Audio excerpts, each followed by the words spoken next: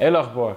النهارده هنعمل لكم انبوكسنج وفيرست امبريشن لتليفون اوبو اف 3، اول تليفون يجي بكاميرتين اماميتين. خليكم معانا.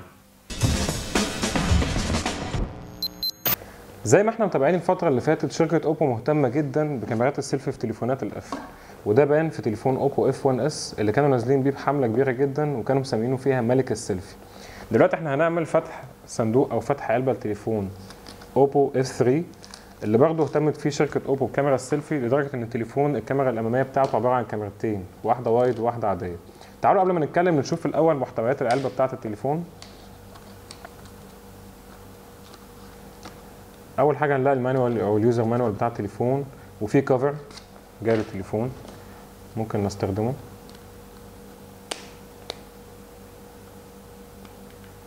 بس مش هنستخدمه دلوقتي عشان نقدر نوريكم الديزاين والشكل بتاع التليفون عامل ازاي.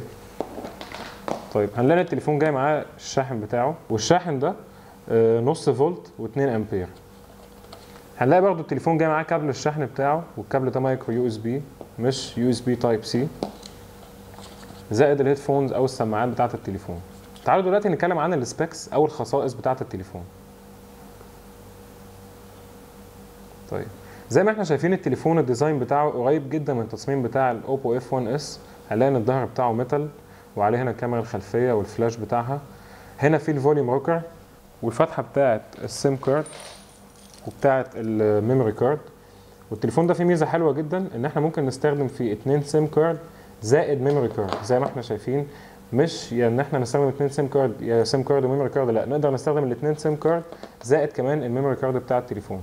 على الناحيه الشمال هنلاقي فيه الفوليوم روكر بتاع التليفون. اما في التليفون من تحت هنلاقي فيه هنا السماعات بتاعه التليفون وفتحه الشاحن وفتحه الهيدفونز، اللي احنا دايما بنفضل انها تكون موجوده فوق مش انها تكون موجوده تحت. التليفون منفوخ، ما فيهوش اي حاجه غير نويز كانسليشن مايك. ومن هنا من وش التليفون هنلاقي ان فيه السنسور بتاعه، وفيه الكاميرتين الاماميتين اللي كنا بنتكلم عليهم، اللي فيهم واحده وايد وواحده عاديه.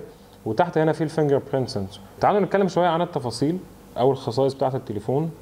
نظام التشغيل الموجود على التليفون هو اندرويد 6 او اندرويد مارشميلو، وعليه نسخه يوزر انترفيس او واجهه مستخدم الخاصه بشركه اوبو، هي كولر او اس النسخه رقم 3.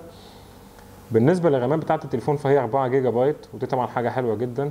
ومساحه التخزين الداخليه عليها 64 جيجا بايت، والسيستم بيكون واخد منها جزء معين، فبيفضل لك حوالي 51.6 جيجا بايت. البروسيسور الموجود في التليفون هو ميديا تك ام تي 6750 تي ثماني النواه 1.5 جيجا هرتز. واحنا شايفين ان كان ممكن يكون فيه معالج افضل من كده شويه في التليفون ده.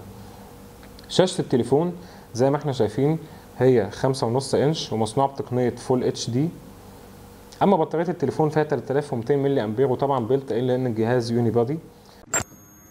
تعالوا دلوقتي نتكلم عن كاميرا التليفون. كاميرا التليفون الخلفيه الاول تعالوا نتكلم عنها، هي 13 ميجا بكسل، بس مش دي الفوكس او مش دي التركيز الاساسي بتاع شركه اوبو. التركيز الاساسي على الكاميرا الاماميه اللي بتيجي بكاميرتين زي ما قلنا، واحده 8 ميجا بكسل وهي الكاميرا العاديه، والثانيه 16 ميجا بكسل وهي الكاميرا الوايد. طب تعالوا نشوف ايه الفرق. انا كده شغال بالكاميرا العاديه، ده السيلفي العادي جدا. لو دوست هنا دي الوايد، طبعا بتجيب مساحه اكبر وبتخلي الموضوع شكله مختلف تماما عن الكاميرا العاديه. وطبعا الكاميرا جايه بالانترفيس اللي احنا متعودين عليها دايما من شركه اوبو.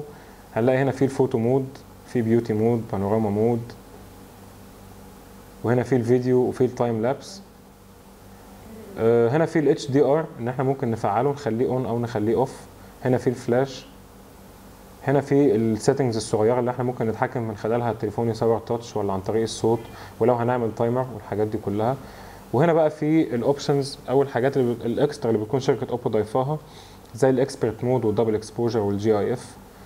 وهنا في مجموعه من الفلترز اللي احنا ممكن نستخدمها علشان يبقى في شكل معين للصوره بتاعتنا. ده كان الفيديو بتاعنا للانبوكسنج والفيرست امبريشن لتليفون اوبو اف 3. لو عجبكم الفيديو ما تنسوش تعملوا لايك واعملوا سبسكرايب لليوتيوب تشانل بتاعتنا علشان يجيلكم كل الفيديوهات اللي احنا بننزلها. وتابعونا على الموقع بتاعنا ريفيوزات.com، وعلى فيسبوك وتويتر وانستجرام ريفيوزات. كان معاكم احمد مغازي، سلام.